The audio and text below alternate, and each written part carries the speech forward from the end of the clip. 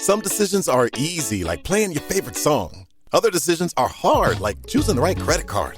But that's mostly because the financial system is complicated. There's so many offers, rates, and products, but which one's best for you? That's why we reinvented Credit Karma to do the hard work for you. We scan for the latest offers from our trusted partners to help you find the best financial hits for your unique situation. That way you can spend less time saying, huh, and more time doing, well, anything. Download Intuit Credit Karma today and get everything you need to outsmart the system. With Walmart's new fresh and frozen subscriptions, you can save time on your weekly grocery shopping. Dad, you're supposed to be grocery shopping. And miss the chance to embarrass you in front of your friends? I subscribe to snacks and wet napkins. You know how messy you are. Dad! Walmart. Subscribe to your weekly list. Excuse me, can you take a photo of me? Sure, but if you had the new Samsung Galaxy Z Flip 6, you could snap your own hands-free selfies. Really? Watch. I just flex it to the perfect angle, set it down, and FlexCam with Galaxy AI automatically zooms for the perfect shot. Whoa. Post-worthy. New profile pic-worthy. Flex the newest Galaxy AI foldable Z Flip 6. Get yours now at Samsung.com. Samsung account login required. FlexCam length varies and is shorter than standard zoom length. Galaxy AI provided free until end of 2025 on supported devices.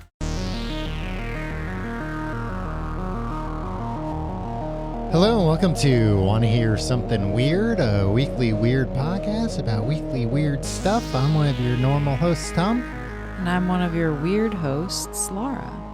I apologize for being out of breath. I was trying to unplug a cable that was behind the TV, and it's been about 20 minutes. I've been trying to find what cable this is and positioned very strangely, and yeah, I'm like surprisingly exhausted from it.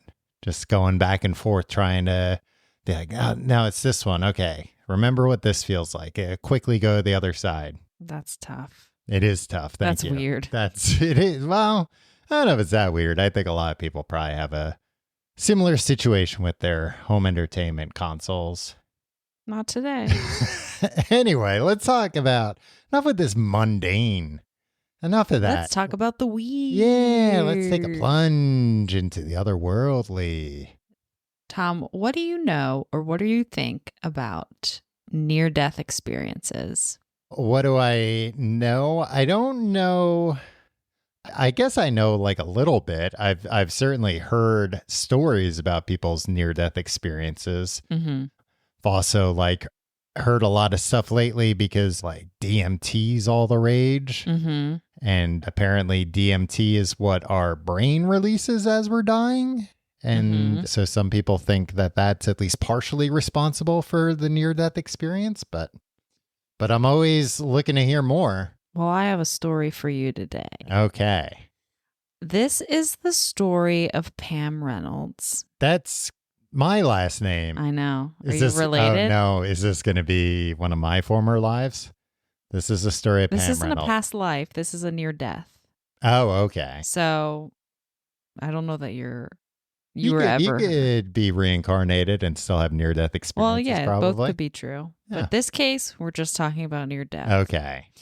And I didn't know that much about near-death experiences. There's a lot of research on it now and a lot of documentation of events. And this one in particular is probably the most well-known and the most well-documented case. Okay. And the most convincing, probably. Right. To a layman like me. That Real Magic book by Dean Radin that I was talking about, excuse me, having read recently, there's a part in there about near-death experiences, and he talks about a study that was done where they followed people that had near-death experiences, but also part of it was that they like hid a picture above, like on top of a cabinet or something in the operating room. Oh, yeah. That nobody would be able to see unless they were in ethereal form floating above themselves, which is like what a lot of like hospital near-death experiences you hear about, people who say like, oh, I saw myself. Spoiler. Well, that's why I won't get too into it. A well-respected researcher in this field, Kenneth Ring, said that Pam Reynolds' out-of-body recollection is, quote, the single best instance we now have in the literature on near-death experiences to confound the skeptics. So the sources that I have used today, there's a BBC documentary called The Day I Died. It's about an hour long that interviews Pam as well as staff that were involved in her case. Okay. And a episode of All Things Considered on NPR about decoding the mystery of near-death experiences from 2009. Okay. And then also the Society for Psychical Research. Okay. So who's Pam Reynolds? Pam is a singer-songwriter who also owned... Oh, like me. Yes, and this part is also like you. She also owned I don't know if it's a recording company, but they record music. I don't know if it's a recording studio. Right. That worked with Pearl Jam, REM, and Bruce Springsteen. Wow. So just like you. Yeah, well, I wish I worked with REM and Bruce Springsteen and Pearl Jam. Yeah. Be pretty neat. At this time of this event in 1991, she was also at the time a mom. Well, she's a mother. And right. Basically, she had a lot to live for at this time, right? Right.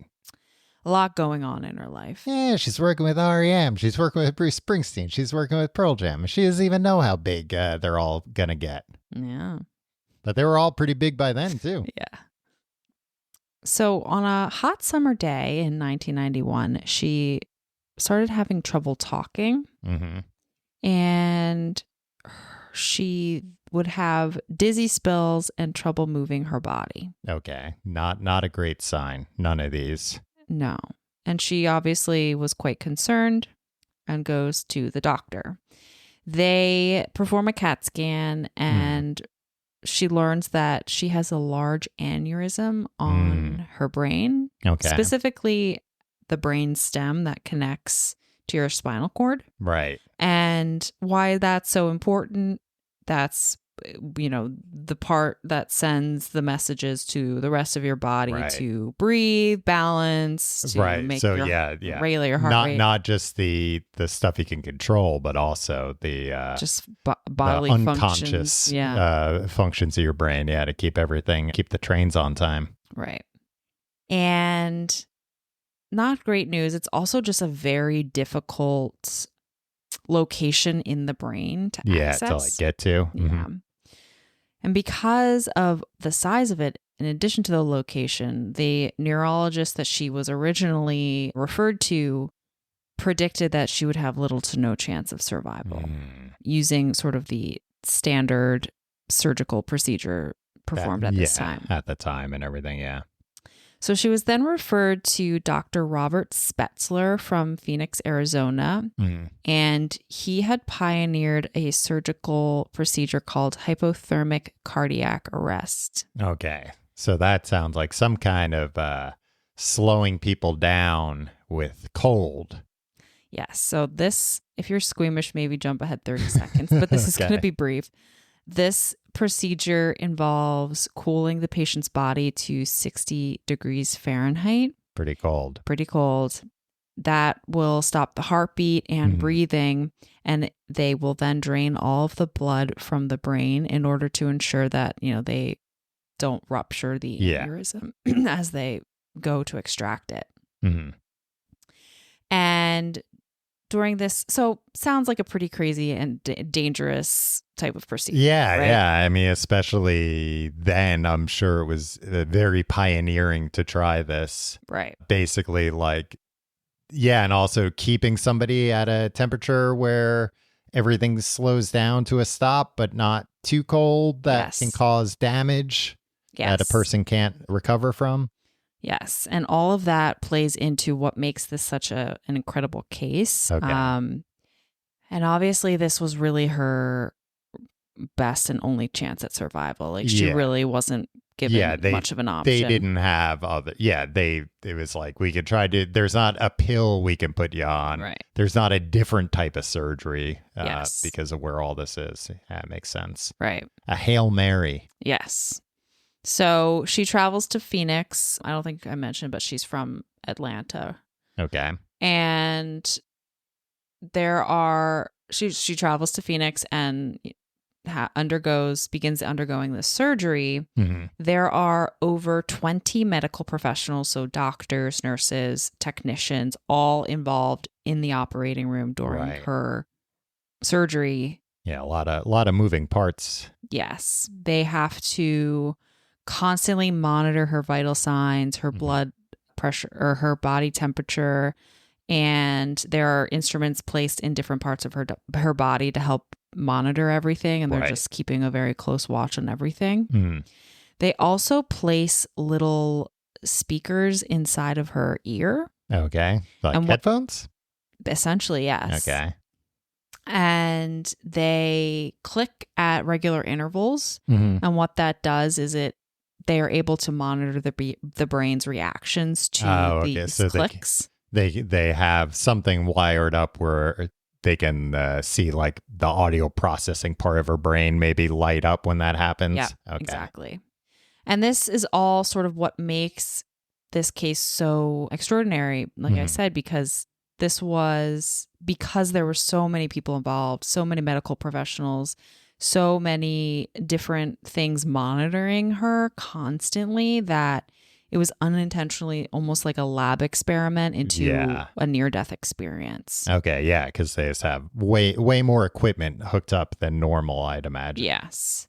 And yeah, it was essentially, as, close to death that a person could go while being monitored. Mm-hmm. And like that movie Flatliners. Tell you ever me see more. Flatliners? Tell me more. That's like they, I think, die to go into another place or whatever, but they like intentionally flatline. They intentionally like stop their heart and breathing and then use like, the paddles to bring people back. Who's in that?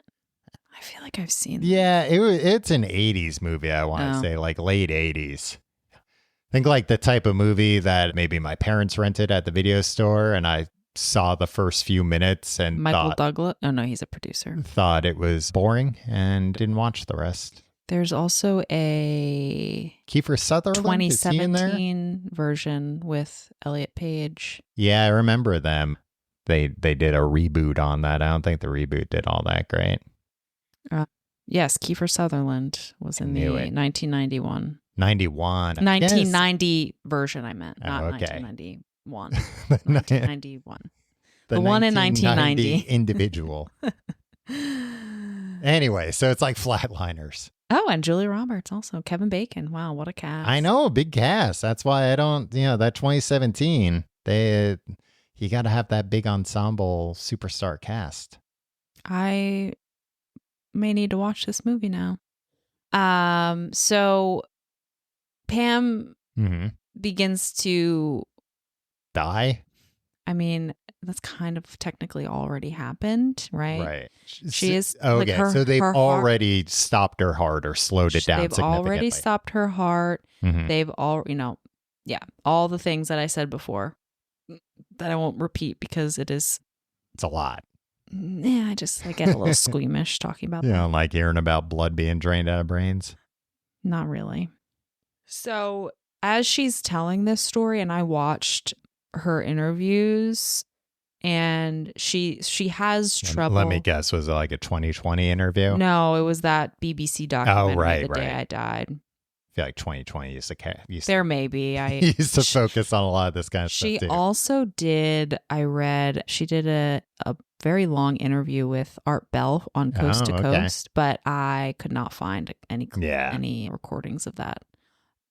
But so as she's telling this story, she is having trouble putting into words the things she's experiencing, essentially because we just do not have the language to describe. That's what people say about DMT too. Yeah. So she does her best to sort of describe the sensations and the feelings. And so I'm going to read a few quotes as I go through this, just so that it's in her words.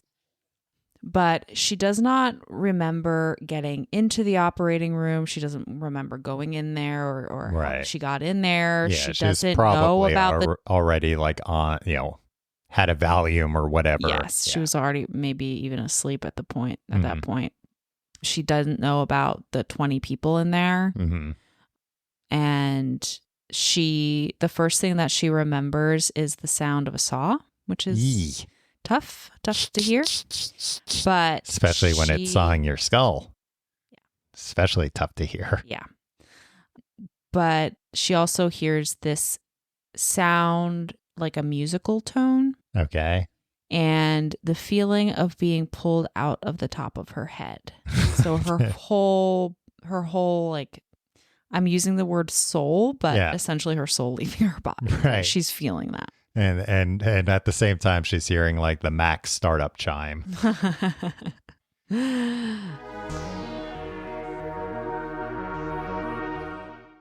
With Walmart's new fresh and frozen subscriptions, you can save time on your weekly grocery shopping. Dad, you're supposed to be grocery shopping. And miss the chance to embarrass you in front of your friends? I subscribe to snacks and wet napkins. You know how messy you are. Dad! Walmart. Subscribe to your weekly list.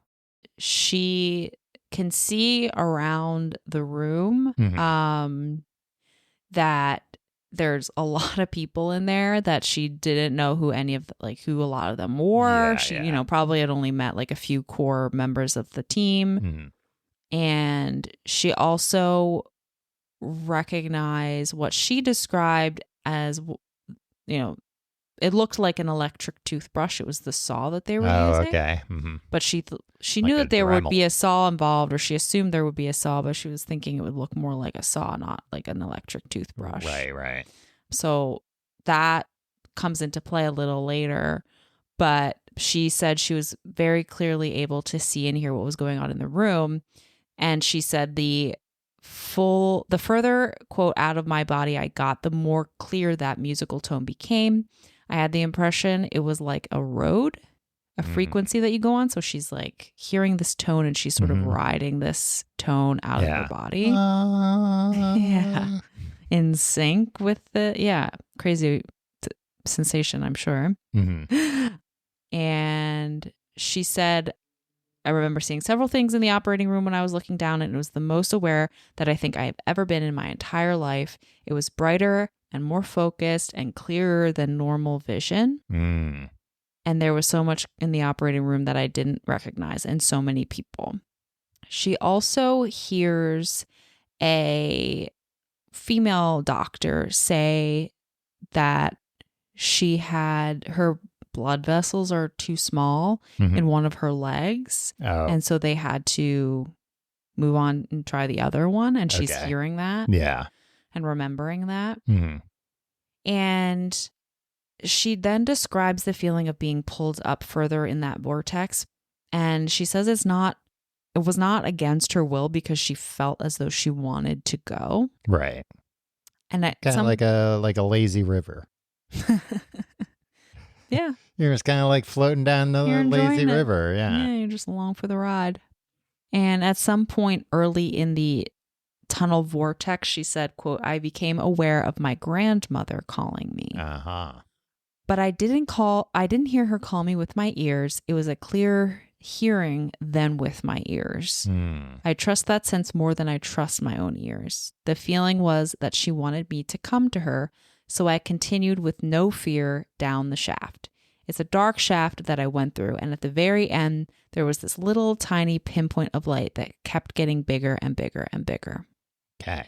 So that's something that I think in the other near-death experience stories that I've looked into, there is a lot of similarities, and there is something like this, that light that they see sort of in the distance. Frequently, describe a light, like very bright white light. Yes. And as she gets closer to the light, she sees different figures in the light. Mm-hmm. She said they were all covered with light. They were light. And one of them was her grandmother. So that's the best she can do to describe what the heck she's experiencing here. They were the light. They were covered with the light. Beings made of light. Yes. And there were other beings that she also recognized in addition to her grandmother, a great aunt and an uncle that she said were all there to take care of her. She felt like this, safety and Right. and They were going to show her around, introduce her to people. show her around. She said she was not feeling any fear whatsoever during any of this. Mm-hmm. But those beings, she wanted to continue further towards this light, and they did not let her go any further. She said it was, quote, communicated to me. That's the best way I know how to say it, because they didn't speak like I'm speaking, that if I went all the way into the light, something would happen to me physically. They would be unable to put me back into my body, like I had gone too far and they couldn't reconnect. Mm-hmm. So they wouldn't let me go anywhere or do anything. Right. And that's also something that I hear in these similar stories. That they like get turned away at the gate. Yeah, they're like, it's essentially like it's not your time yet. Yeah, there's been a clerical error. Yeah, or I don't know, something like that, where you're on this path to wherever, and people that loved ones from your life that have passed previously are there, either to welcome you or to say, saying, not time yet. Not yet. Not time yet. She said she recalls the sensation of being nurtured or fed something sparkly that was making her stronger. Oh, so like that's some nice. kind of magic yogurt. Right. Like some unicorn yogurt or something like that. Yeah. I don't know. It could be mana But from the heavens. I think like fed is not, so literal as like something being put into her mouth. Like sparkly just like yogurt. They're being doing spooned. something. Yeah. Unicorn ice cream. Mm-hmm. Somehow she's being nurtured. She's feeling stronger. Giving after her this energy. They're powering her up. Yeah. Obviously she was very sick, leading up to this. Yeah. So she also, it's interesting as you kind of research stories like this, because some entirely leave out religion and some include it. But in the BBC documentary, she says, and I'm including it here because this is sort of her understanding of her own story, is that she asked the beings if the light was God, and they said no. They said the light is what happens when God breathes. And she said she was standing in God's breath. So, all right. Eventually, her uncle takes her back to her body, like down the long shaft, the long vortex. Right. Back into the operating room. She says, but then I got to the end of it and saw the thing, my body. I didn't want to get into it. It looked terrible, like a train wreck. It looked like what it was, dead. Yeah. I mean, she obviously was not only in the middle of being operated on, which must be horrifying to look at yourself, but they had also like covered, parts of her body. They had shaved part of her probably skull, tubes and or her wires head. going everywhere. Yeah, just a shocking thing to see, I'm sure. So she was reluctant to go back into her body, and she's thinking about, thinking about her children. She's like, I know that they'll be okay if I don't go back. Like, she's feeling like this place is great. Right. Like, no fear of this place and feeling good. She just test drove a Ferrari, and she doesn't want to get back into her old beater and drive off. Exactly. She just had some nice unicorn ice cream. So, but her uncle encouraged her, saying it was like jumping into a pool. Just jump right on into that pool. Yeah. You're going to jump right back into your body. Yes, if you go a little bit at a time, it's like kind of cold. Maybe. Just got to jump in. Well, apparently she was 60 degrees yeah, Fahrenheit. well, that's true. Yeah. She said she liked the feeling that she was feeling, and she did not want to go. So he finally was able to encourage her, and apparently she said he like pushed her into her body. Like, no, it's not your time to go back. All right, just get in there. And she recovered fully from the operation and lived for quite a while, another few decades. Wow. After that. So there are obviously some Well, I'll start with the verification. So